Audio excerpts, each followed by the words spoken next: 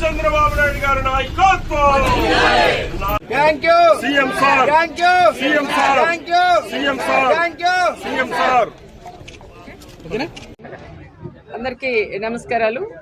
ఈరోజు గౌరవ ముఖ్యమంత్రి చంద్రబాబు నాయుడు గారు, పవన్ కళ్యాణ్ గారు, అదేవిధంగా మన నరేంద్ర మోడీ గారు ఆదేశాల మేరకు కూటమి ప్రభుత్వం ఇంద్రధనస్సు పథకం అమలు చేశారు. ఈరోజు స్టార్ట్ చేశారు.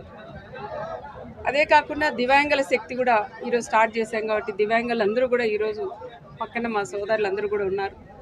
ఎంతోమంది కూడా చాలా సంతోషపడుతున్నాం. రాష్ట్ర వ్యాప్తంగా దాదాపు 11 లక్షల మంది దివ్యాంగుల తరపున కూటమి ప్రభుత్వానికి కూడా మేమందరం కూడా కృతజ్ఞతలు కూడా తెలియజేయాలి. ఎందుకంటే దివ్యాంగులకు మన పెన్షన్లు కూడా ప్రభుత్వం వచ్చిన తర్వాత మనం పెంచినాం. ఆ పెన్షన్ కూడా ఖర్చు కాకుండా దివ్యాంగులు రాష్ట్ర వ్యాప్తంగా ఎక్కడ తిరిగేదానికి కూడా ఈరోజు ఫ్రీగా ప్రయాణం చేసుకోవడానికి ఇచ్చిన దానికి ప్రత్యేకంగా కూటమి ప్రభుత్వానికి కూడా కృతజ్ఞతలు కూడా తెలియజేయాలి. ఎప్పుడు కూడా మేము కూడా ఊహించుకోలేదు. స్త్రీశక్తి అంటే మా మహిళలకి ఉచిత ప్రయాణం అనుకున్నాం. అది కూడా నియోజకవర్గాల వరకునే అనుకున్నాం.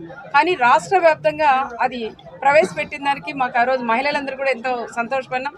ఈరోజు దివ్యాంగులు కూడా ఏదో ఒక నియోజకవర్గం ఒక ఆ ప్లేస్ ఈ ప్లేస్ అనుకున్నారు. కానీ ఈరోజు రాష్ట్ర వ్యాప్తంగా దివ్యాంగులకు కూడా ప్రయాణం చేసే దానికి అవకాశం కూడా కల్పించారు. దీంట్లో ఎవరైతే దివ్యాంగులు ఇంకా ఎక్కలేని వాళ్ళు ఎలాగుంటే వాళ్ళు కూడా సపోర్ట్గా ఒక 40% పైన ఎవరైతే దివ్యాంగులు ఉన్నారో వాళ్ళందరికీ కూడా ఉచిత ప్రయాణం. వాళ్ళకి సపోర్ట్గా ఎవరైనా వస్తే వాళ్ళకు కూడా ఆఫ్ టికెట్ తీసుకునేదానికి కూడా ప్రభుత్వం కూడా నిర్ణయించింది.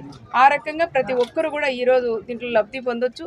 ముఖ్యంగా ఏమంటే దివ్యాంగులు కూడా ఎంతోమంది ఉద్యోగస్తులు కూడా ఉంటారు.